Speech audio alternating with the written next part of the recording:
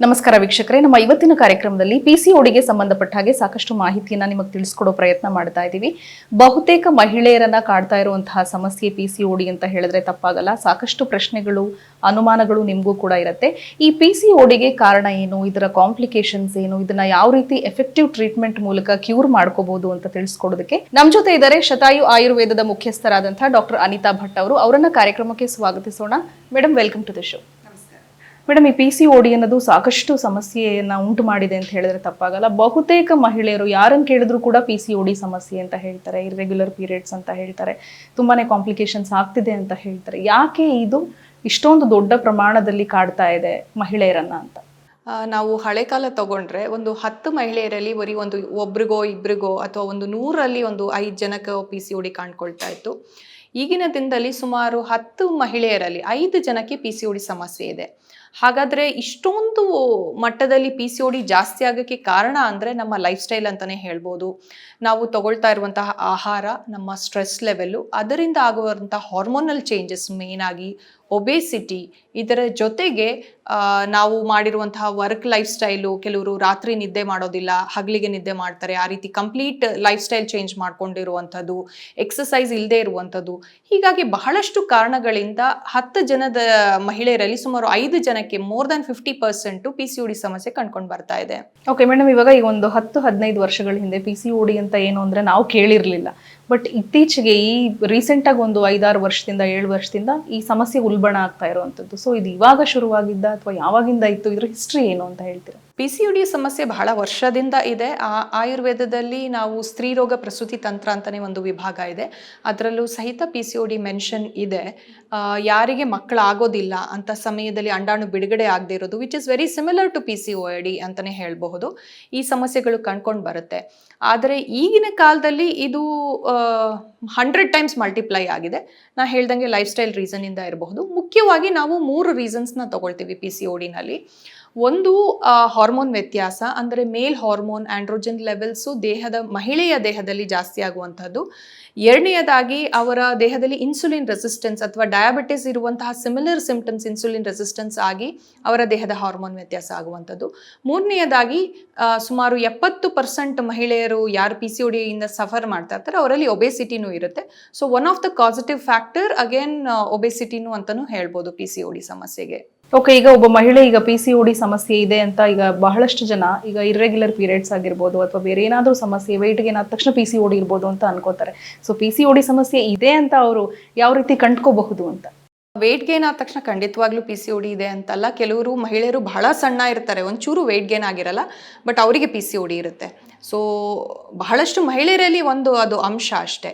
So PCOD ಇದೆ ಅಂತಂದರೆ generally first symptoms periods irregular ಇರುತ್ತೆ.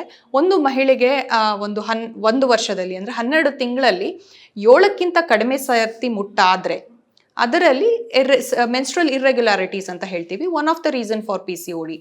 ಎರಡನೆಯದಾಗಿ ಹಿರ್ಸುಟಿಸಮ್, ಅಂದರೆ ಮಹಿಳೆಯ ಮುಖದಲ್ಲಿ ಕೂದಲು ಬರುವಂಥದ್ದು, ಫೇಸ್ ಅಲ್ಲಿ ಕೂದಲು ಗಡ್ಡ ಬರುವಂಥದ್ದು, ಆಮೇಲೆ ತಲೆಯ ಕೂದಲು ಉದುರುವಂಥದ್ದು, ಈ ರೀತಿ ಸಿಂಪ್ಟಮ್ಗಳು ಕಂಡುಕೊಂಡು ಬಂದರೆ ಇದು ಅವರ ದೇಹದಲ್ಲಿ ಮೇಲ್ ಹಾರ್ಮೋನ್ ಟೆಸ್ಟೋಸ್ಟಿರೋನ್ ಜಾಸ್ತಿಯಾಗಿ ಆಂಡ್ರೋಜನ್ ಲೆವೆಲ್ ಜಾಸ್ತಿಯಾಗಿ ಬರುವಂತಹ ಸಿಂಪ್ಟಮ್ಸು. ಮೂರನೆಯದಾಗಿ ಅವರಲ್ಲಿ ಅಂಡಾಣು ಬಿಡುಗಡೆ ಆಗಲ್ಲ. ಈಗ ನಾವು ಫಾಲಿಕ್ಯುಲರ್ ಟೆಸ್ಟ್ ಅಂತ ಮಾಡಿಸ್ತೀವಿ. ಸೊ ಅಂಡಾಣು ಬಿಡುಗಡೆ ಆಗಿಲ್ಲ ಅಂದರೆ ಮಕ್ಕಳಾಗೋಕ್ಕೆ ತೊಂದರೆ ಆಗೋಂಥದ್ದು. ಸೊ ಆ್ಯನೋವ್ಯುಲೇಟರಿ ಸೈಕಲ್ಸ್ ಅಂತ ಹೇಳ್ತೀವಿ. ಕೆಲವರಿಗೆ ಪೀರಿಯಡ್ಸ್ ಮಂತ್ಲಿ ಆಗ್ತಾ ಇರುತ್ತೆ, ಬಟ್ ಅವರಿಗೆ ಮಕ್ಕಳಾಗೋದಿಲ್ಲ. ಸೊ ಈ ರೀತಿ ಸಿಂಪ್ಟಮ್ಸ್ಗಳಿರುತ್ತೆ. ಇದು ಅಲ್ಲದೆ ಬಹಳಷ್ಟು ಪಿಸಿಒಡಿ ಮಹಿಳೆಯರಲ್ಲಿ ಕುತ್ತಿಗೆ ಹತ್ರ ಕಪ್ಪಾಗಿರುವಂತಹ ಸಮಸ್ಯೆಗಳು, ಅಂದರೆ ಅದು ಆ್ಯಕ್ಚುಲಿ ಅವರು ಎಷ್ಟೊಂದು ಜನ ಅನ್ಕೊಳ್ತಾರೆ ನಾನು ಚೈನ್ ಹಾಕೊಳ್ಳೋದ್ರಿಂದ ನನ್ನ ಕುತ್ತಿಗೆ ಹತ್ರ ಕಪ್ಪಾಗಿದೆ ಅಂತ. ಅದನ್ನು ಅಕ್ಯಾಂಥಸ್ ನಿಗ್ರಿಕ್ಯಾನ್ಸ್ ಅಂತ ಹೇಳ್ತೀವಿ. ಅಂದರೆ ಯಾರಿಗೆ ಕುತ್ತಿಗೆ ಕಂಕಳ ಹತ್ರ, ತೊಡೆಯ ಸಂಧಿ ಹತ್ರ ತುಂಬ ಕಪ್ಪಾಗತ್ತೆ, ಅವರಲ್ಲಿ ಇನ್ಸುಲಿನ್ ರೆಸಿಸ್ಟೆನ್ಸ್ ಇರುತ್ತೆ. ಅದು ಪಿಸಿಒಡಿಯ ಒನ್ ಆಫ್ ದ ಸಿಂಪ್ಟಮ್ಸ್ ಕೂಡ. ಹಾಗಾಗಿ ಬಹಳಷ್ಟು ಜನ ಪಿಸಿಒಡಿ ಬಂದ ತಕ್ಷಣ ಒಂದು ಡಯಾಬಿಟಿಸ್ ಮೆಡಿಸಿನ್ ತೊಗೊಂಡ್ರೆ ಕಡಿಮೆ ಆಗುತ್ತೆ ಅನ್ಕೋತಾರೆ. It's a complex metabolic disorder ಅಂತ ಹೇಳ್ತೀವಿ. ಅಂದರೆ ಒಂದು ಒಬೇಸಿಟಿನೂ ರೀಸನ್ ಇದೆ, ಒಂದು ಸ್ಟ್ರೆಸ್ ಲೆವೆಲ್ ರೀಸನ್ ಇದೆ, ಒಂದು ಹಾರ್ಮೋನ್ ಲೆವೆಲ್ಸ್ ರೀಸನ್ ಇದೆ, ಜೊತೆಗೆ ಅವರ ಪಿಸಿಒಡಿನಲ್ಲಿ ಇರುವಂತಹ 4-5 ಹಾರ್ಮೋನ್ ವ್ಯತ್ಯಾಸಗಳಾಗಿರುವಂತಹದ್ದು. ಕೆಲವು ಸತಿ ಹಾರ್ಮೋನ್ ಟೆಸ್ಟ್ ಮಾಡಿದಾಗ ಸಹಿತ 2 ಹಾರ್ಮೋನ್ ನಾರ್ಮಲ್ ರೇಂಜಲ್ಲಿ ಇರುತ್ತೆ, ಬಟ್ ಅದರ ರೇಷಿಯೋ ವೇರಿಯೇಷನ್ ಇರುತ್ತೆ. ಹಾಗಾಗಿ ಸಹಿತ ಪಿಸಿಒಡಿ ಆಗತ್ತೆ. ಓಕೆ ಮೇಡಮ್, ಇವಾಗ ನೀವು ಹೇಳಿದಾಗೆ ಕೆಲವು ಮಹಿಳೆಯರಲ್ಲಿ ಈ ಒಂದು ಸಿಂಪ್ಟಮ್ಸ್ ಕಂಡು ಬಂದ್ರೆ ಅವರು ಡಾಕ್ಟರ್ ಹತ್ರ ತೋರಿಸ್ಕೊಳ್ಳೋದಕ್ಕೆ ಅವ್ರಿಗೆ ಏನು ಹಿಂಜರಿಕೆನೋ ಅಥವಾ ಏನೋ ಗೊತ್ತಿಲ್ಲ ಅಥವಾ ತಂತಾನಾಗೆ ಕಡಿಮೆ ಆಗುತ್ತೆ ಅಂತ ಅನ್ಕೊಳ್ತಾ ಇರೋರೇ ಹೆಚ್ಚು. ಕೆಲವರು ಅಫ್ಕೋರ್ಸ್ ವೈದ್ಯರ ಹತ್ರ ಬಂದು ಭೇಟಿ ಆಗ್ತಾರೆ. ಅಂಥವ್ರಿಗೆ ಏನು ಹೇಳ್ತೀರಾ ನೀವು? PCOD ಅನ್ನೋದು ಜಸ್ಟ್ ಇದು ಮಕ್ಕಳಾಗಕ್ಕೆ ಅನ್ನೋದು ಒಂದು ರೀಸನ್ ಅಲ್ಲ, ಅಥವಾ ನಿಮಗೆ ಮುಟ್ಟಾಗ್ತಾ ಇದೆ ಅನ್ನೋದು ಒಂದು ರೀಸನ್ ಅಲ್ಲ. It's a complex metabolic syndrome. ಯಾರಿಗೆ PCOD ಇರುತ್ತೆ, ಒಂದು ಸಿಂಪಲ್ ಎಕ್ಸಾಂಪಲ್ ಕೊಡ್ತೀನಿ. ನನ್ನ ಹತ್ರ ಒಬ್ಬರು ಪೇಷಂಟ್ ಬಂದಿದ್ರು. ಅವ್ರು ತುಂಬ ಸಣ್ಣ ಇದ್ದರು. ಜಸ್ಟ್ ಎದ್ದು ಹೋಗ್ತಾ ಹೇಳಿದ್ರು ನನಗೆ ಕೊಲೆಸ್ಟ್ರಾಲ್ ಲೆವೆಲ್ ಜಾಸ್ತಿ ಇದೆ ಅಂತ. ಅವರ ಏಜಿಗೆ, ಅವರ ಬಾಡಿ ವೇಟಿಗೆ ಆ್ಯಕ್ಚುಲಿ ಅವ್ರಿಗೆ ಕೊಲೆಸ್ಟ್ರಾಲ್ ಇರಲೇಬಾರ್ದು. ಬಟ್ ನಾನು ಇಮಿಡಿಯೇಟ್ ಹೇಳಿದೆ ಅವರಿಗೆ, ನೀವು ಒಂದು ಸ್ಕ್ಯಾನ್ ಮಾಡಿಸಿ, ನಿಮಗೆ PCOD ಸಮಸ್ಯೆ ಇರುತ್ತೆ ಅಂತ.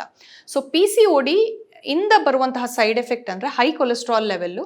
PCOD ಇಂದ ಬರುವಂತಹ another common problem is diabetes, ಅಂದರೆ ಅರ್ಲಿ ಆನ್ಸೆಟ್ ಆಫ್ ಡಯಾಬಿಟೀಸ್ ಅಂತಲೇ ಹೇಳ್ತೀವಿ, ಇನ್ಫರ್ಟಿಲಿಟಿ. ಸೊ PCOD ಇಂದ ಇದೆಲ್ಲ ಬೇರೆ ಸಮಸ್ಯೆಗಳು ಬರುತ್ತೆ. ಹಾಗಾಗಿ ಯಾರು ಮಹಿಳೆಯರಲ್ಲಿ ನಿಯಮಿತವಾಗಿ ಮುಟ್ಟಾಗ್ತಾ ಇಲ್ಲ, ಅಥವಾ ಮುಟ್ಟಾದ್ರೂ ಸ್ಕ್ಯಾಂಟಿ ಬ್ಲೀಡಿಂಗ್ ಆಗ್ತಾ ಇದೆ, ಅಂದರೆ ಮುಂಚೆ ಕರೆಕ್ಟಾಗಿ ಫ್ಲೋ ಇರ್ತಿತ್ತು, ಈಗ ತುಂಬ ಕಡಿಮೆ ಆಗಿದೆ ಅಂತ ಹೇಳೋದು, ಅಥವಾ ಈ ನಡುವೆ ನಂದು 4-5 kg 10 kg ವೇಟ್ ಗೇನ್ ಆಗಿದೆ, ಅಥವಾ ಮಹಿಳೆಯ ಮುಖದಲ್ಲಿ ಕೂದಲು ಬರ್ತಾ ಇದ್ರೆ, it is not a normal symptoms. ಅವರು ಇಮಿಡಿಯೇಟ್ಲಿ ವೈದ್ಯರನ್ನ ಭೇಟಿ ಮಾಡಿ ಇನಿಷಿಯಲಿನೇ ಟ್ರೀಟ್ಮೆಂಟ್ ತಗೋಬೇಕು. ಎಷ್ಟೊಂದು ಜನ ನನ್ನ ಹತ್ರ ಬರೋರು ಇನ್ನೂ ಮದುವೆನೂ ಆಗಿರಲ್ಲ. ಸೊ ನಾವು ಇನಿಷಿಯಲಿನೇ ಗೈಡ್ ಮಾಡ್ತಾ ಹೋಗ್ತೀವಿ. ಸೊ ಮುಂದೆ ಮಕ್ಕಳಾಗಕ್ಕೆ ತೊಂದರೆ ಆಗುತ್ತೆ, ಹೀಗೆ ಪೀರಿಯಡ್ಸ್ ಅನ್ನ ನಿಯಮಿತ ಮಾಡ್ಕೋಬೇಕು. ಮತ್ತೆ ರೂಟ್ ಕಾಸ್ ಟ್ರೀಟ್ಮೆಂಟು. ಈಗ ನಾನು ನಿಮಗೆ ಜ್ವರ ಬಂದಿದೆ ಅಂದರೆ ನಾನು ನಿಮಗೆ ಪ್ಯಾರಾಸಿಟಮಾಲ್ ಕೊಟ್ಟು ಬರೀ ಫೀವರ್ನ ಕಡಿಮೆ ಮಾಡ್ಬೋದು, ಬಟ್ ರೂಟ್ ಕಾಸ್ ಹಾಗೆ ಇರೋ ಚಾನ್ಸಸ್ ಇರುತ್ತೆ. ಹಾಗೆ PCODನಲ್ಲಿ ಬರೀ ಮುಟ್ಟು ನಿಯಮಿತವಾಗಿ ಆಗೋದೊಂದೇ ಕರೆಕ್ಟ್ ಮಾಡಬಾರ್ದು. ಅವರಲ್ಲಿ ಅಂಡಾಣು ಬಿಡುಗಡೆ ಆಗೋ ರೀತಿ ಟ್ರೀಟ್ಮೆಂಟನ್ನು ಮಾಡ್ತಾ ಹೋಗಬೇಕು. ಹಾಗೆ ಮಾಡಿದಾಗ ಅವರ ದೇಹದ ಹಾರ್ಮೋನನ್ನು ನಾವು ಬ್ಯಾಲೆನ್ಸ್ ಮಾಡಿರ್ತೀವಿ. ಸೊ ಅವರು ಮದುವೆ ಆಗೋಕ್ಕಿಂತ ಮುಂಚೆನೇ ನಾವು ಇದೆಲ್ಲ ಕರೆಕ್ಟ್ ಮಾಡಿಬಿಟ್ರೆ ಮುಂದೆ ಮಕ್ಕಳಾಗಕ್ಕೆ ತೊಂದರೆ ಆಗಲ್ಲ, ಅಥವಾ ವೇಟ್ ಗೇನ್ ಆಗೋದನ್ನು ಅವಾಯ್ಡ್ ಮಾಡ್ಬೋದು. ಮತ್ತು PC ಅನ್ನೋದು ಒಂದು ಲೈಫ್ ಸ್ಟೈಲ್ ಡಿಸೀಸು. ಅವರು ಏನೇನು ಚೇಂಜಸ್ ತಂದ್ಕೋಬೇಕು ಅನ್ನೋದನ್ನ ಸಹಿತ ನಾವು ಗೈಡ್ ಮಾಡ್ತೀವಿ. ಈಗ ಅರ್ಲಿ ಟ್ರೀಟ್ಮೆಂಟ್ ಎಷ್ಟು ಇಂಪಾರ್ಟೆಂಟ್ ಆಗುತ್ತೆ, ಜೊತೆಗೆ ಈ ನೆಗ್ಲೆಕ್ಟ್ ಮಾಡಿರ್ತಾರಲ್ಲ, ಕೆಲವ್ರಿಗೆ ಟೈಮ್ ಇರಲ್ಲ ತೋರಿಸ್ಕೊಳ್ಳೋದಕ್ಕೆ, ಅಥವಾ ಏನೋ ಹಿಂಜರಿಕೆ ಇರುತ್ತೆ ವೈದ್ಯರ ಹತ್ರ ಹೋಗೋದಕ್ಕೆ. ಸೊ ಅಂಥವ್ರಿಗೆ ಏನೆಲ್ಲ ಕಾಂಪ್ಲಿಕೇಶನ್ಸ್ ಆಗುತ್ತೆ ಅವ್ರು ಬೇಗ ಟ್ರೀಟ್ಮೆಂಟ್ ತಗೊಳ್ಳಿಲ್ಲ ಅಂತಂದ್ರೆ? ಆ್ಯಕ್ಚುಲಿ ಯಾರು ಹಿಂಜರಿಬಾರ್ದು ನನ್ನ ಪ್ರಕಾರ. ಈವನ್ ನಿಮ್ಮ ಮುಟ್ಟು ನಿಯಮಿತವಾಗಿ 28 ಡೇಸ್, ಒಂದು ವುಮೆನ್ಗೆ 28 days is a normal menstrual cycle. 30 to 35 days is okay up to ಅಲ್ಲಿವರೆಗೂ. ಅದರ ನಂತರ ಯಾರಿಗೆ ಡಿಲೇ ಆಗ್ತಾ ಇದ್ರು, ದೇಹದಲ್ಲಿ ಏನೋ ಒಂದು ಹಾರ್ಮೋನ್ ವ್ಯತ್ಯಾಸ ಇದ್ದೇ ಇರುತ್ತೆ. ಹಾಗಾಗಿ ಅವರು ಖಂಡಿತವಾಗ್ಲೂ ಅದನ್ನು ನೆಗ್ಲೆಕ್ಟ್ ಮಾಡಲೇಬಾರ್ದು. ರೆಗ್ಯುಲರ್ ಮೆನ್ಸ್ಟ್ರಲ್ ಸೈಕಲ್ ಆಗೋದ್ರಿಂದ ನೀವು ನೋಡಿರ್ಬೋದು, ಈ ನಡುವೆ ತುಂಬ ಹಾರ್ಟ್ ಅಟ್ಯಾಕ್ಸನ್ನು ನಾವು ಕೇಳ್ತಾನೆ ಇರ್ತೀವಿ. ಪ್ರತಿಯೊಂದು ಹಾರ್ಟ್ ಅಟ್ಯಾಕಲ್ಲೂ ನೀವು ಪುರುಷರ ಹೆಸರೇ ಜಾಸ್ತಿ ಕೇಳಿರ್ತೀರ. ಮಹಿಳೆಯರು 30 ವರ್ಷದಲ್ಲಿ ಹಾರ್ಟ್ ಅಟ್ಯಾಕ್ ಆಗಿ, 35 ವರ್ಷದಲ್ಲಿ, 40 ವರ್ಷದಲ್ಲಿ ಹಾರ್ಟ್ ಅಟ್ಯಾಕ್ ಆಗಿ ಸಾಯೋದು ಕಡಿಮೆ. ಏನಕ್ಕೆ?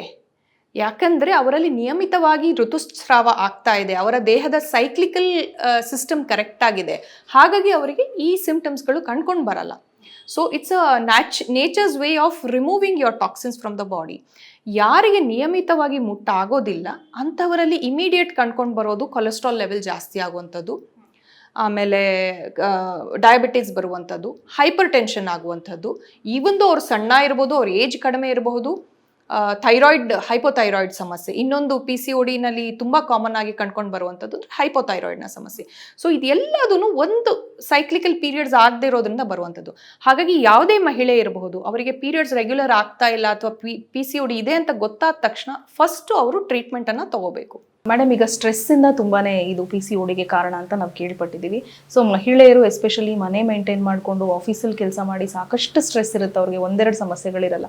ಸೊ ಇಷ್ಟೊಂದು ಸ್ಟ್ರೆಸ್ಸು ಈ PCODಗೆ ಅಲ್ಲದೆ ಬೇರೆ ಕಾಯಿಲೆಗಳಿಗೂ ಕೂಡ ಕಾಂಟ್ರಿಬ್ಯೂಟ್ ಮಾಡ್ತಿದೆ. ಏನು ಹೇಳ್ತೀರಾ ನೀವು? ಮಹಿಳೆಯರಿಗೆ ಏನು ಹೇಳಕ್ಕೆ ಇಷ್ಟಪಡ್ತೀರಾ ಈ ವಿಚಾರಕ್ಕೆ ಸಂಬಂಧಪಟ್ಟ?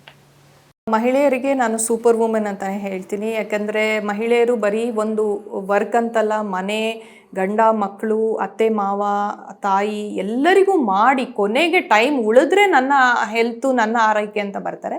But that is a wrong notion. And ಅವರು ಫಸ್ಟ್ ಅವರ ಆರೋಗ್ಯವನ್ನು ನೋಡ್ಕೋಬೇಕು. ಆ್ಯಂಡ್ ಸ್ಟ್ರೆಸ್ ಅನ್ನೋದು ಅದು ಮತ್ತೆ ಅಗೇನ್ ಹಾರ್ಮೋನ್ಸಿಗೆ ಬರುತ್ತೆ. ಕಾರ್ಟಿಸಾಲ್ ಅನ್ನೋದು stress hormone. So cortisol level ಯಾವಾಗ ಜಾಸ್ತಿ ಆಗುತ್ತೆ, ಸ್ಟ್ರೆಸ್ ಹಾರ್ಮೋನ್ ಯಾವಾಗ ಜಾಸ್ತಿ ಆಗುತ್ತೆ, ಅದು ಸಹಿತ PCODನಲ್ಲಿ ಅಗ್ರವೇಟಿಂಗ್ ಫ್ಯಾಕ್ಟರ್ ಅಂತಲೇ ಹೇಳ್ಬೋದು. ಹಾಗಾಗಿ ಇದೆಲ್ಲದೂ ಫೀಮೇಲ್ ಬಾಡಿ ಒಂದು ಕಾಕ್ಟೇಲ್ ಆಫ್ ಹಾರ್ಮೋನ್ಸ್ ಅಂತಲೇ ಹೇಳ್ತೀನಿ. ಮೇಲ್ ಬಾಡಿನಲ್ಲಿ ಬರೀ ಒಂದು ಟೆಸ್ಟೋಸ್ಟಿರೋನನ್ನು ನಾವು ಕರೆಕ್ಟ್ ಮಾಡಿದ್ರೆ ಆಯಿತು. ಫೀಮೇಲ್ ಬಾಡಿನಲ್ಲಿ LH, FSH, estrogen, progesterone level, prolactin levels, thyroid levels, TSH levels ಇಷ್ಟೆಲ್ಲ ನೋಡಬೇಕಾಗತ್ತೆ. ಅದೆಲ್ಲ ನೋಡಿನೂ ಎಲ್ಲದೂ ಕರೆಕ್ಟ್ ಇದ್ದಾಗ್ಲೂ ಸ್ಟ್ರೆಸ್ ಲೆವೆಲ್ ಜಾಸ್ತಿ ಇದ್ದಾಗ ಸಹಿತ ಸಮಸ್ಯೆ ಇರುತ್ತೆ.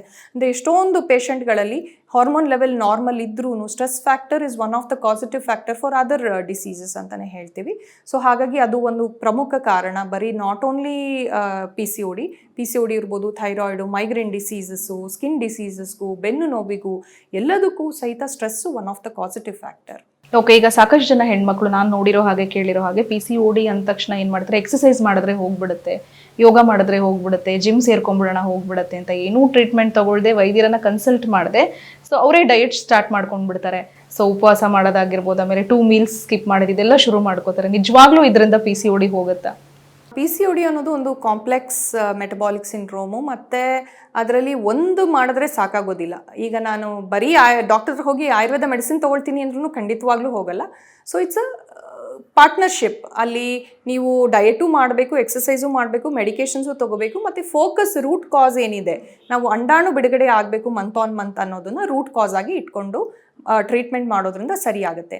ಸೊ ಅಫ್ಕೋರ್ಸ್ ಈಗ ಜಿಮ್ಮಿಗೆ ಹೋಗಿ ನಾವು ಬರೀ ಎಕ್ಸಸೈಸ್ ಮಾಡೋದ್ರಿಂದ ವೇಟಲ್ಲಿ ಒಂದು 2 kg ವ್ಯತ್ಯಾಸ ಆಗ್ಬೋದು ಹೊರತು PCOD ಕಂಪ್ಲೀಟಾಗಿ ಅದರಿಂದ ಕಡಿಮೆ ಆಗಲ್ಲ. 10% ಬಾಡಿ ವೇಟ್ ಕಡಿಮೆ ಆದರೆ PCODಗೆ ಹೆಲ್ಪ್ ಆಗುತ್ತೆ. ಹಾಗೆ ಆಹಾರದಲ್ಲಿ ವ್ಯತ್ಯಾಸ ಮಾಡದೆ ನಾವು ಬರೀ ಜಿಮ್ ಮಾಡಿದ್ರೂ ಸಾಕಾಗೋದಿಲ್ಲ. ಹಾಗಾಗಿ ಇದೆಲ್ಲದನ್ನು ಒಟ್ಟಿಗೆ ಮಾಡಿದಾಗ ಮಾತ್ರ PCODನಲ್ಲಿ ಇದಾಗುತ್ತೆ. ಮತ್ತು ಇದು ಒಂದು ಸ್ಟ್ರಾಟಜಿ ಥರನೇ ತೊಗೋಬೇಕು. PCOD ಬಂತು ಅಂದ ತಕ್ಷಣ ನೀವು ಹೇಳ್ದಂಗೆ ಡಾಕ್ಟರ್ ಹತ್ರ ಹೋಗ್ದೇನೆ ಬರೀ ಗೂಗಲಲ್ಲಿ ಸರ್ಚ್ ಮಾಡಿ ನಾನು 2 ಮೀಲ್ಸ್ ಪ್ಲ್ಯಾನ್ ಮಾಡ್ತೀನಿ ಅಥವಾ ಬರೀ ಕೀಟೋ ಡಯಟ್ ತೊಗೊಳ್ತೀನಿ. ಬರೀ ಕೀಟೋ ಡಯಟ್ ತೊಗೊಳ್ಳೋದ್ರಿಂದ ಪ್ರೋಟೀನ್ ಅಂಶ ತುಂಬ ಜಾಸ್ತಿ ತೊಗೊಳ್ಳೋದ್ರಿಂದ ಸಹಿತ ಆಲ್ರೆಡಿ ಅವರ ದೇಹದಲ್ಲಿ ಕೊಲೆಸ್ಟ್ರಾಲ್ ಲೆವೆಲ್ ಜಾಸ್ತಿ ಇರುತ್ತೆ, ಇನ್ನೂ ಜಾಸ್ತಿ ಆಗೋ ಚಾನ್ಸಸ್ ಇರುತ್ತೆ. ಹಾಗಾಗಿ ಅದೆಲ್ಲ ಮಾಡ್ದೇನೆ ಸಮತೋಲನ ಆಹಾರ ತೊಗೊಂಡು ಕರೆಕ್ಟಾಗಿ ಸಿಸ್ಟಮ್ಯಾಟಿಕ್ ಆಗಿ ಪಂಚಕರ್ಮ ಚಿಕಿತ್ಸೆ ತೊಗೊಂಡು ಆಯುರ್ವೇದದ ಔಷಧಿ ತೊಗೊಳ್ಳೋದ್ರಿಂದ PCODನ ಕಂಪ್ಲೀಟ್ಲಿ 100% ರಿವರ್ಸ್ ಮಾಡ್ಬೋದು. ಓಕೆ, ಸೊ ಈಗ ನಾವು ಜಂಕ್ ಫುಡ್ ಕಾಲದಲ್ಲಿದ್ದೀವಿ. ಅಫ್ಕೋರ್ಸ್ ನಿಮಗೂ ಗೊತ್ತು, ತುಂಬಾ ಜಂಕ್ ತಿನ್ನುವಂಥದ್ದು, ಆಮೇಲೆ ರೆಡಿ ಟು ಈಟ್ ಫುಡ್ಗಳನ್ನ ತಿನ್ನೋದ್ರಿಂದ ಇದು ಎಷ್ಟು ಕಾಂಟ್ರಿಬ್ಯೂಟ್ ಮಾಡುತ್ತೆ ಈ ಸಮಸ್ಯೆಗೆ ಅಂತ ಹೇಳ್ತೀರ? ನನ್ನ ಪ್ರಕಾರ 100% ಕಾಂಟ್ರಿಬ್ಯೂಟ್ ಮಾಡುತ್ತೆ. ಜಂಕ್ ಫುಡ್ ಅಥವಾ ನಾವು ಪ್ರಿಸರ್ವ್ಡ್ ಫುಡ್ಡನ್ನು ಏನು ತೊಗೊಳ್ತಾ ಇರ್ತೀವಿ ಅದರಲ್ಲಿ ಖಂಡಿತವಾಗ್ಲೂ ಪ್ರಿಸರ್ವೇಟಿವ್ ಆ್ಯಡ್ ಮಾಡಿರ್ತಾರೆ. ಇಲ್ಲಾಂದರೆ 1 ವರ್ಷದವರೆಗೂ ಫುಡ್ಡು ಖಂಡಿತವಾಗ್ಲೂ ನೀವು ಹೊರಗಡೆ ಇಟ್ಟರೆ ಇರೋದಿಲ್ಲ. ಸೊ ಇದನ್ನು ನೀವು ನೆನ್ಪಿಟ್ಕೋಬೇಕು. ನೀವು PCOD ಸಮಸ್ಯೆಯಿಂದ ಬಳಲ್ತಾ ಇದ್ದಲ್ಲಿ ನಾನು ಹೇಳೋದು ಒಂದೇ, ಮನೇಲಿ ಮಾಡಿರುವಂತಹ ಫ್ರೆಶ್ ಫುಡ್ಡು, ನಿಮ್ಮ ಅಜ್ಜಿಯಂದಿರು ಹೇಗೆ ಊಟ ಮಾಡ್ತಿದ್ರು ಆ ರೀತಿ ಹಳೆ ಕಾಲದ ಸೀಸನಲ್ ಫುಡ್ಗಳನ್ನು ತಿಂತಾ ಹೋಗಿ. ನೀವು ಎಷ್ಟು ಸ್ವೀಟನ್ನು ಮತ್ತು ಕರಿದ ಪದಾರ್ಥಗಳನ್ನು ಅವಾಯ್ಡ್ ಮಾಡ್ತೀರಾ ಅಷ್ಟು ಒಳ್ಳೆಯದು. ಹೆಲ್ದಿ ಫುಡ್ಡನ್ನು ತೊಗೊಳ್ತಾ ಬನ್ನಿ, ಅದು ಇಂಪಾರ್ಟೆಂಟು. ಫುಡ್ ಸ್ಕಿಪ್ ಮಾಡೋದು ಇಂಪಾರ್ಟೆಂಟ್ ಅಲ್ಲ, ಕ್ವಾಂಟಿಟಿ ಇಂಪಾರ್ಟೆಂಟು, ಮತ್ತು type of food important. Okay, ಇನ್ನು ಸಾಕಷ್ಟು ಮಹಿಳೆಯರಿಗೆ ಹೇರ್ ಫಾಲ್ ಆಗ್ತಿದೆ ಅಥವಾ ತುಂಬ ವೆಯ್ಟ್ ಗೇನ್ ಆಗಿದೆ ಅಂದಾಗ ಸಹಜವಾಗಿ ಒಂಥರ ಡಿಪ್ರೆಷನ್ ಮೋಡ್ ಹೊಟ್ಟೋಗ್ತಾರೆ. ಸೊ ಏನಪ್ಪ ಇಷ್ಟೊಂದು ಕೂದಲು ಉದುರ್ತಾ ಇದೆ, ನನಗೆ ಇಷ್ಟೊಂದು ವೆಯ್ಟ್ ಗೇನ್ ಆಗೋಗಿದೆ ಅಂತ ಅಂದ್ಬಿಟ್ಟು ನಿದ್ರಾಹೀನತೆ ಇರ್ಬೋದು, ಸಾಕಷ್ಟು ಸಮಸ್ಯೆ ಇರ್ಬೋದು. ಸೊ ಅವ್ರು ವೈದ್ಯರ ಹತ್ರನೂ ತೋರಿಸ್ಕೊಳ್ಳೋದಿಲ್ಲ, ಮನೇಲೂ ಯಾರಿಗೂ ಹೇಳ್ಕೊಳ್ಳೋದಿಲ್ಲ. ಸೊ ಅಂಥವ್ರಿಗೆ ಏನು ಹೇಳ್ತೀರಾ? PCODನಲ್ಲಿ ಇನ್ನೊಂದು ಟ್ರೀಟ್ಮೆಂಟ್ ನಾನು ರೆಗ್ಯುಲರ್ ಆಗಿ ಪ್ರತಿಯೊಂದು ನನ್ನ ಪೇಷಂಟಿಗೆ ಹೇಳೋದು ಅಂದರೆ ಮೆಡಿಟೇಷನ್ನು ಮತ್ತು ಪ್ರಾಣಾಯಾಮ. ಎಸ್ಪೆಷಲಿ ಅಬ್ಡಾಮಿನಲ್ ಬ್ರೀದಿಂಗನ್ನು ಹೇಳ್ತೀವಿ. ಏನಕ್ಕಂದರೆ ಅವರಲ್ಲಿ ಫ್ಯಾಟ್ ಡೆಪಾಸಿಷನ್ನು ಸ್ಟಮಕ್ ಏರಿಯಾನಲ್ಲಿ ಆಗ್ತಾ ಇರುತ್ತೆ. ಸೊ ಅಬ್ಡಾಮಿನಲ್ ಬ್ರೀದಿಂಗ್ ಮಾಡೋದ್ರಿಂದ ಫ್ಯಾಟ್ ಸ್ವಲ್ಪ ಡಿಸಾಲ್ವ್ ಆಗೋಕ್ಕೂ ಹೆಲ್ಪ್ ಮಾಡುತ್ತೆ, ಅವರ ಸ್ಟ್ರೆಸ್ ಲೆವೆಲನ್ನು ಕಡಿಮೆ ಮಾಡೋಕ್ಕೆ ಹೆಲ್ಪ್ ಮಾಡುತ್ತೆ. ಮೆಡಿಟೇಷನ್ ಮಾಡೋದ್ರಿಂದ ಸಹಿತ ಸ್ಟ್ರೆಸ್ ಲೆವೆಲನ್ನು ಕಡಿಮೆ ಮಾಡಬಹುದು. ಪ್ರತಿಯೊಂದು ಸಮಸ್ಯೆಗೊಂದು ಸೊಲ್ಯೂಷನ್ ಅನ್ನೋದು ಇರುತ್ತೆ.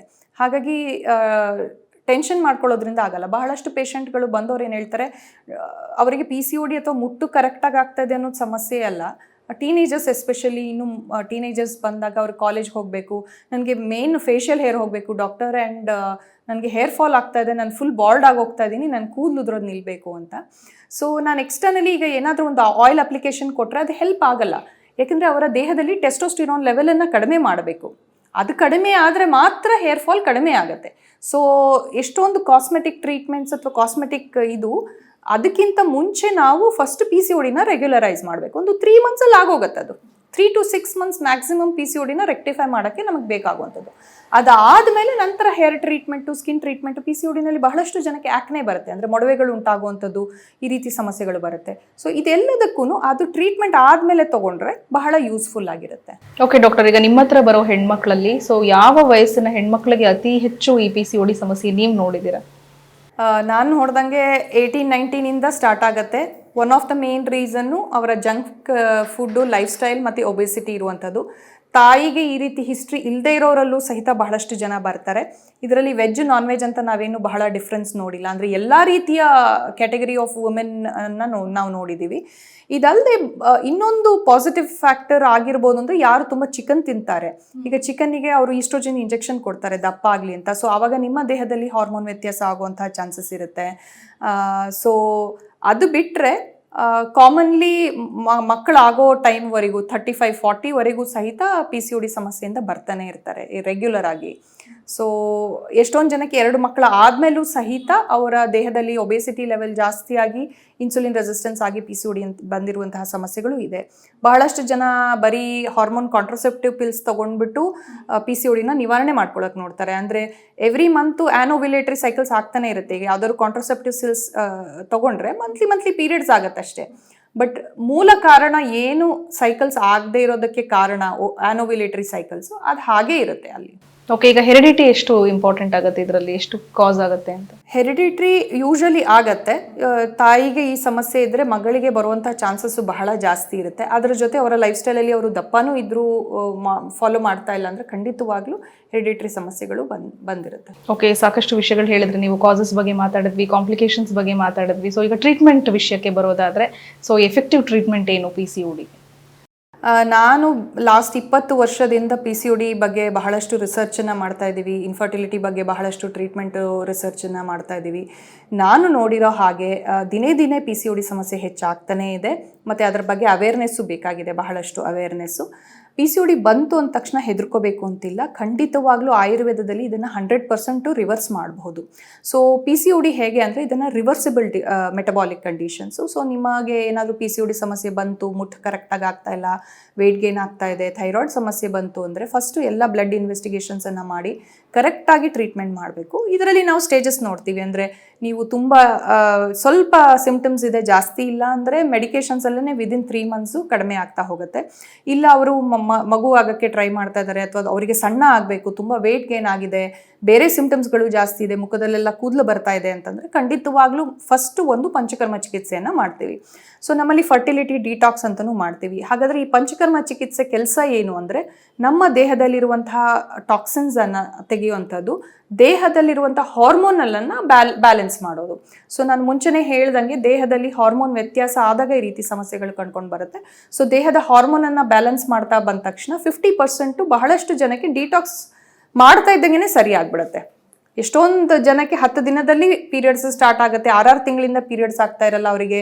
ಈ ರೀತಿ ಇಮಿಡಿಯೇಟ್ ಇನ್ಸ್ಟೆಂಟ್ ರಿಲೀಫ್ ಕೊಡುವಂಥ ಟ್ರೀಟ್ಮೆಂಟ್ ಅಂತಲೇ ಹೇಳ್ಬೋದು ಆಯುರ್ವೇದದಲ್ಲಿ. ಅದಾದ ನಂತರ ನಾನು ಸೈಕ್ಲಿಕಲ್ ಆಗಿ ಮೆಡಿಸಿನ್ಸನ್ನು ಕೊಡ್ತೀವಿ. ಬಹಳಷ್ಟು ಜನಕ್ಕೆ ಈ ಮೆಡಿಸಿನ್ಸಲ್ಲಿ ವಿದಿನ್ 3 ಮಂತ್ಸ್ PCOD ರಿವರ್ಸ್ ಆಗೋಗುತ್ತೆ. ಸೊ ನಾನು ಫಸ್ಟೇ ಹೇಳ್ದಂಗೆ PCODನಲ್ಲಿ ಅವ್ರಿಗೆ ಅಂಡಾಣು ಬಿಡುಗಡೆ ಆಗಲ್ಲ ಎವ್ರಿ ಮಂತು. ಸೊ ಅಂಡಾಣು ಬಿಡುಗಡೆ ಆಗ್ತಾ ಬರುತ್ತೆ, ತಿಂಗಳ ಮುಟ್ಟಾಗ್ತಾ ಬರುತ್ತೆ. ವೆಯ್ಟು ಲಾಸ್ ಮಾಡ್ತಾ ಬಂದರೆ ಅವರು, ಅಂದರೆ ಸ್ವಲ್ಪ ವಾಕಿಂಗ್ ಎಲ್ಲ ಮಾಡಿದ್ರು, ಆಹಾರದಲ್ಲಿ ವ್ಯತ್ಯಾಸ ಮಾಡಿದ್ರು, ಮೆಡಿಸಿನ್ನು ತೊಗೊಂಡ್ರು ಅಂತಂದರೆ ವಿದಿನ್ 3 ಮಂತ್ಸಲ್ಲಿ ನೀವು ಮತ್ತೆ ಸ್ಕ್ಯಾನ್ ಮಾಡಿದ್ರೆ ಐದರ್ PCOD ಲೆವೆಲ್ ಕಡಿಮೆ ಆಗಿರುತ್ತೆ, ಇಲ್ಲ ಖಂಡಿತವಾಗ್ಲೂ PCOD ಇರೋದಿಲ್ಲ. ಅದರ ನಂತರ ಆಲ್ರೆಡಿ ಒಂದ್ಸತಿ ಬಂದಿತ್ತು ಅಂದರೆ ಅವರು ಒಂದು ನೆನ್ಪಿಟ್ಕೋಬೇಕು, ಸ್ವೀಟನ್ನು ತುಂಬ ತಿನ್ನಬಾರ್ದು, ವಾಕಿಂಗನ್ನು ಮಾಡ್ತಾ ಇರಬೇಕು ರೆಗ್ಯುಲರಲ್ಲಿ, ಮತ್ತು ಬೇರೆ ಏನೂ ಸಮಸ್ಯೆ ಬರಲ್ಲ. ಅವ್ರು ಮೇಂಟೈನ್ ಮಾಡ್ತಾ ಹೋದರೆ ಏನೂ ಸಮಸ್ಯೆ ಬರಲ್ಲ. ಸ್ವಲ್ಪ ಮೆಡಿಟೇಷನ್ ಆಗಲಿ, ಪ್ರಾಣಾಯಾಮ ಆಗಲಿ ಮಾಡ್ತಾ ಹೋಗ್ಬೋದು. ಯಾರಲ್ಲಿ ಈಗ ಮದುವೆ ಆಗಿದೆ, ಇನ್ನೂ ಇನ್ಫರ್ಟಿಲಿಟಿ ಲೆವೆಲಲ್ಲಿದೆ, ಅವರಿಗೆ ಇಂಟೆನ್ಸ್ ಆಗಿದೆ ಅಂದರೆ PCODನಲ್ಲಿ ಮಲ್ಟಿಪಲ್ ಲೆವೆಲ್ ಆಫ್ ಪ್ಯೂರಿಫಿಕೇಷನ್ ಮಾಡ್ತೀವಿ. ಅಂದರೆ ದೇಹದ ಶೋಧನೆ ಅಂತ ಹೇಳ್ತೀವಿ ನಾವು. ಶೋಧನೆಯಲ್ಲಿ ಫಸ್ಟು ಕ್ಲಾಸಿಕಲ್ ವಿರೇಚನವನ್ನು ಮಾಡ್ತಾ ಬರ್ತೀವಿ. ಒಂದು 10 ದಿನದಿಂದ 14 ದಿನ ಟ್ರೀಟ್ಮೆಂಟನ್ನು ಮಾಡ್ತಾ ಬರ್ತೀವಿ. ಇದಾದ ನಂತರ ಅವರಿಗೆ ಶಿರೋಧಾರ ಥರ ಸ್ಟ್ರೆಸ್ ರಿಲೀವಿಂಗ್ ಇರುವಂತಹ ಟ್ರೀಟ್ಮೆಂಟನ್ನು ಮಾಡ್ತಾ ಬರ್ತೀವಿ. ನಂತರ ಬಸ್ತಿ ಅಂತ ಆಯುರ್ವೇದದಲ್ಲಿ ಬ್ಯೂಟಿಫುಲ್ ಆಗಿರುವಂತಹ ಟ್ರೀಟ್ಮೆಂಟ್ ಇದೆ. ಸೊ ಯಾರಾದರೂ ಈಗ IVF ಮಾಡಿ ಫೇಲ್ಯೂರ್ ಆಯಿತು, ಆಗೇ ಇಲ್ಲ, PCOD ಸಮಸ್ಯೆ ಇದೆ ಅಂದರೆ ಅವರಿಗೆ ಈ ರೀತಿ ಟ್ರೀಟ್ಮೆಂಟನ್ನು ಮಾಡ್ತಾ ಬರ್ತೀವಿ.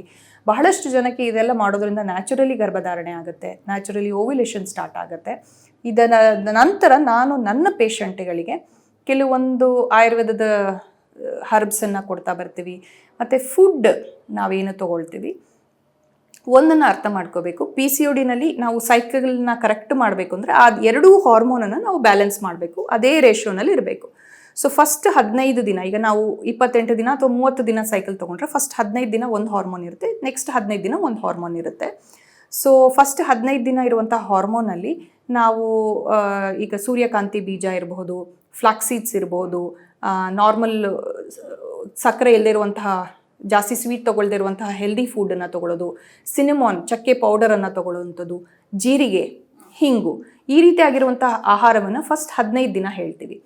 ಅಥವಾ ಆಲೋವೆರಾ ಜ್ಯೂಸನ್ನು ಇರಬಹುದು, ಈ ರೀತಿಯಾಗಿರುವಂತಹ ಆಹಾರವನ್ನು ತಗೋಬೇಕು. ನೆಕ್ಸ್ಟ್ 15 ದಿವಸದಲ್ಲಿ ಎಳ್ಳು ಬೆಲ್ಲ ಉಂಡೆ ಹಳೆ ಕಾಲದಲ್ಲಿ ಕೊಡ್ತಿದ್ರಲ್ಲ, ಸೊ ಎಳ್ಳು ಬೆಲ್ಲ ಉಂಡೆಯನ್ನು ಕೊಡ್ತೀವಿ. ಮತ್ತು ಸೀಡ್ಸು, ಈ ಮಲ್ಟಿಪಲ್ ಸೀಡ್ಸನ್ನು ಕೊಡ್ತಾ ಹೋಗ್ತೀವಿ. ಈ ರೀತಿಯಾಗಿರುವಂತಹ ಆಹಾರವನ್ನು ತೊಗೊಂಡು ಯೋಗಾಸನವನ್ನು ಮಾಡೋದ್ರಿಂದ ಸೈಕಲ್ಸು ನ್ಯಾಚುರಲಿ ಸಿಂಕ್ ಆಗುತ್ತೆ, ಸೈಕ್ಲಿಕಲ್ ಇದನ್ನು. ಸೊ ನ್ಯಾಚುರಲಿ ಫುಡ್ ತೊಗೊಂಡು ಎಕ್ಸಸೈಸ್ ಮಾಡೋದ್ರಿಂದ PCODಯನ್ನು ರಿವರ್ಸ್ ಮಾಡಬಹುದು. ಓಕೆ ಡಾಕ್ಟರ್, ಈಗ ಒಂದು ಸಲ PCOD ಬಂದು ಕ್ಯೂರ್ ಆದಮೇಲೆ ಮತ್ತೊಂದ್ಸಲ ಬರಬಾರದು ಅಂತ ಏನಿಲ್ಲ, ಸೊ ಇನ್ನೊಂದ್ಸಲ ಕೂಡ ಬರಬಹುದು. ಸೊ ಯಾಕೆ ಈ ತರ ಆಗುತ್ತೆ, ರಿಪೀಟೆಡ್ ಆಗಿ ಬರುವಂತದ್ದು? ಜೊತೆಗೆ ಅವ್ರು ಯಾವ ತರ ಮೇಂಟೈನ್ ಮಾಡಬೇಕು ಅಂತ ಹೇಳ್ತೀರಾ? ಒಂದ್ಸಲ ಟ್ರೀಟ್ಮೆಂಟ್ ತಗೊಂಡು ಕ್ಯೂರ್ ಆದ್ಮೇಲೆ ಮತ್ತೆ ಬರದೇ ಇರೋ ತರ ನೋಡ್ಕೋಬೇಕು ಅಂತಂದ್ರೆ ಸೊ ಏನ್ ಮಾಡಬೇಕು? PCOD ಅನ್ನೋದು ಒಂದು ಹಾರ್ಮೋನಲ್ ವೇರಿಯೇಷನ್ನು. ಸೊ ನಿಮ್ಮ ದೇಹದಲ್ಲಿ ಯಾವಾಗ ಹಾರ್ಮೋನ್ ವ್ಯತ್ಯಾಸ ಆಗುತ್ತೆ ಆವಾಗ ಈ ಸಮಸ್ಯೆಗಳು ಕಂಡ್ಕೊಂಡು ಬರುತ್ತೆ. ನಾವು ಜನರಲಿ ನನ್ನ ಪೇಷಂಟಿಗೆ ನಾನು ತುಂಬ ಚೆನ್ನಾಗಿ ಗೈಡ್ ಮಾಡಿರ್ತೀನಿ, ಸೊ ದಟ್ ಅವರು 45 ನಿಮಿಷ ಒಂದು ವರ್ಕೌಟನ್ನು ಮಾಡಲೇಬೇಕಾಗತ್ತೆ. ಸೊ ಒಂದು ಸತಿ PCOD ಬಂತು ಅಂದರೆ ನೆನ್ಪಿಟ್ಕೊಳ್ಳಿ, ನೀವು ಹೇಗೆ ಹಲ್ಲುಜ್ತೀರಾ, ಸ್ನಾನ ಮಾಡ್ತೀರಾ ದಿನ, ಅದೇ ರೀತಿ ಎಕ್ಸಸೈಸನ್ನು ನಿಮ್ಮ ಪಾರ್ಟ್ ಆಫ್ ರೂಟೀನ್ ಅಳವಡಿಸ್ಕೋಬೇಕು. ಇನ್ನೊಂದನ್ನು, ಅವರು ಬೈ ಚಾನ್ಸ್ ದಪ್ಪ ಇದ್ದರೆ, ನಾವು ಜನರಲಿ ಒಂದು 10 kg ವೆಯ್ಟ್ ಲಾಸ್ ಮಾಡಿ PCODನ ರಿವರ್ಸ್ ಮಾಡಿರ್ತೀವಿ. ಅವರು ಮತ್ತೆ ದಪ್ಪ ಆಗದೆ ಇರೋ ರೀತಿ ನೋಡ್ಕೋಬೇಕು. ತುಂಬ ವೆಯ್ಟ್ ಗೇನ್ ಆಯಿತು, ಮತ್ತೆ ಒಂದು ಮದುವೆ ಆದರೂ, ಮಕ್ಕಳಾಯಿತು, ಅದಾದಮೇಲೆ ಒಂದು 20 kg ವೆಯ್ಟ್ ಗೇನ್ ಆಯಿತು ಅಂದರೆ PCOD ಮತ್ತೆ ಬರುವಂತಹ ಸಮಸ್ಯೆಗಳು ಕಂಡ್ಕೊಂಡು ಬರುತ್ತೆ. ಸ್ಟ್ರೆಸ್ ಲೆವೆಲಿಂದನೂ ಈ ಸಮಸ್ಯೆಗಳು ಹೆಚ್ಚಿಗೆ ಕಂಡ್ಕೊಂಡು ಬರುತ್ತೆ. ಹಾಗಾಗಿ ಅದಾಗದೇ ಇರೋ ರೀತಿ ನಾವು ಹೇಳ್ತಾ ಹೋಗ್ತೀವಿ. ಇಲ್ಲಾಂದರೆ ಆಯುರ್ವೇದ ಪಂಚಕರ್ಮವನ್ನು ಅವರು ಇಯರ್ ಆನ್ ಇಯರ್ ತೊಗೋಬೋದು. ಆ್ಯಸ್ ಅ ಮೇಂಟೆನೆನ್ಸ್ ಅವರು ಇಯರ್ ಆನ್ ಇಯರ್ ಪಂಚಕರ್ಮವನ್ನು ಸಹಿತ ತೊಗೋಬೋದು. ಇಲ್ಲ ಯೋಗವನ್ನು ರೆಗ್ಯುಲರ್ ಆಗಿ ಮಾಡುವಂಥದ್ದು, ಈ ರೀತಿಯಾಗಿ ಮಾಡ್ಕೋಬೋದು. ಓಕೆ ಮೇಡಮ್, ಇವತ್ತು PCODಗೆ ಸಂಬಂಧಪಟ್ಟ ಹಾಗೆ ಸಾಕಷ್ಟು ಮಾಹಿತಿಯನ್ನ ತಿಳಿಸ್ಕೊಟ್ಟಿದ್ದೀರಾ. ಸಾಕಷ್ಟು ಅನುಮಾನಗಳನ್ನ, ಮಹಿಳೆಯರಲ್ಲಿದ್ದಂತಹ ಡೌಟ್ಸ್ ಅನ್ನ ಕ್ಲಿಯರ್ ಮಾಡಿದ್ದೀರಾ. ಜೊತೆಗೆ ಇದಕ್ಕೆ ಎಫೆಕ್ಟಿವ್ ಆದ ಟ್ರೀಟ್ಮೆಂಟ್ ಏನು, ಕಾಸಸ್ ಏನು, ಯಾವ ರೀತಿ ಇರಬೇಕು PCOD ಬಂದ್ರೆ ಅನ್ನೋದನ್ನ ತಿಳಿಸ್ಕೊಟ್ಟಿದ್ದೀರಾ. Thank you so much. ನಮಸ್ಕಾರ. ನೋಡಿದ್ರಲ್ಲ ವೀಕ್ಷಕರೇ, ಇದು PCODಗೆ ಸಂಬಂಧಪಟ್ಟಂತ ಮಾಹಿತಿ. ಮುಂದಿನ ದಿನಗಳಲ್ಲಿ ನಿಮಗೆ ಸಾಕಷ್ಟು ಮಾಹಿತಿಯನ್ನ ನಾವು ಕೊಡ್ತಾ ಇರ್ತೀವಿ. ನಮಸ್ಕಾರ.